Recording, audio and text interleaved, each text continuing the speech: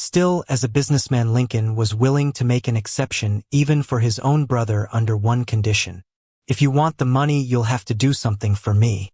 Well, what's the job? Go and see Hyde. He'll fill you in on everything you need to know. After that, Kane went to the office of Hyde II in command of the gang. During that same boxing match, Hyde had also bet $7,000.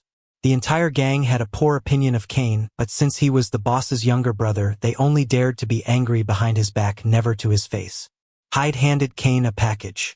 At 3 p.m., a woman named Mabel would come to the office to pick up a small item, something Lincoln wanted Kane to handle. Hyde instructed Kane to secretly follow the woman home and steal the package back. Thinking about the illegal deals his brother was involved in, Kane suspected that whatever was inside the package couldn't be anything good. But for the sake of his own dream to start a business, Kane agreed. He had no idea that this seemingly small task would drag him into a bottomless pit. After 3 p.m., the woman left with the package. Following Hyde's instructions, Kane put on a cap and rushed forward to snatch the bag from her. But to his surprise, the woman stubbornly chased him through several blocks. Eventually, as they reached an intersection, she was struck by a speeding car and died instantly. Kane never imagined it would turn into a case of manslaughter. He froze, completely shocked, not knowing what to do. At that very moment, the police arrived and immediately arrested Kane, taking him to the station to await trial. The woman who passed away at the age of 49 was a mother of 3 children. She got into a car accident while chasing after Kane.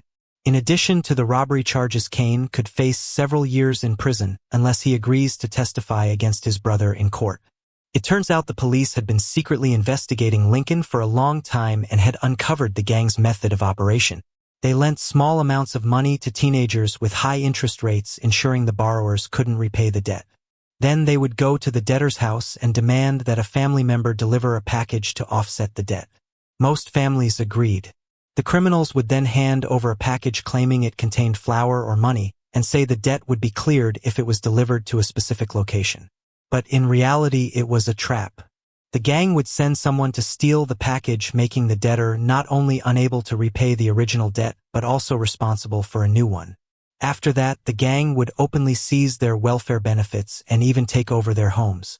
According to the police investigation, more than 150 families have been victimized. They were driven into homelessness and their children became orphans. It was all Lincoln's doing. If Kane agreed to testify in court that his brother had ordered him to steal the package, the entire criminal gang could be dismantled. However, Kane claimed he knew nothing about what Lincoln had done and refused to cooperate. Seeing that Kane wouldn't cooperate, the corrupt officers took him into a room, handcuffed him behind his back, and began to brutally torture him.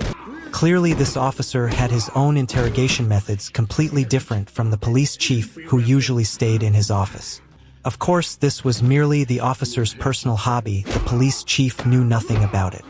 But no matter how savage the torture, Kane still refused to betray his own brother. As a result, the court convicted Kane of manslaughter and organized crime, sentencing him to 5 years in prison. It was only after entering prison that Kane found out he'd been sent to Belm Prison, one of the most notorious in all of England. It was a place filled with murderers and rapists. Worse yet, everyone there wanted him dead. Kane couldn't understand why, despite choosing prison over betraying his brother, Lincoln still wanted to kill him. To survive, Kane was forced to become a monster himself. Every day he had to outsmart and fight killers.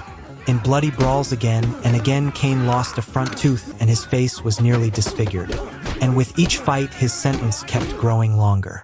Then one day, after 3 years, Kane's mother came to visit him. Not because she didn't want to before, but every time she tried, Kane had been in solitary confinement. Seeing her son so gaunt and disfigured broke the old woman's heart. Kane wanted to tell her everything, that all he had suffered was because of his brother.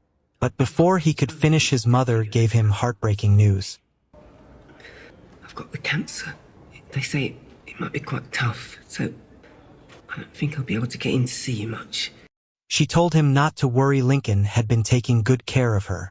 Tears welled up in Kane's eyes from all the pain his brother had caused him. But in that moment, he could no longer bring himself to say a word. What was it you wanted to tell me about Lincoln? I'm glad Lincoln's looking after you, that's... Yeah, we're all fighters in this family, aren't we? A few months later, when Kane's mother fell gravely ill, he was granted a one-day temporary release to visit her at the hospital escorted by police. But even so, he arrived too late. The doctor informed him that she had passed away earlier that morning. Still, since Kane had come, the officers made an exception and allowed him to see her one last time. Seeing his mother lying peacefully beneath the white sheet, Kane felt a sense of release. He no longer held back. He was determined to spend the rest of his life seeking revenge. On the way back, he made his move. With a series of powerful punches, he knocked out 2 prison guards on the spot.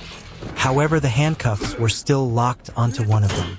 Panicked, the parole officer threw him the key. Kane unlocked the cuffs, then headed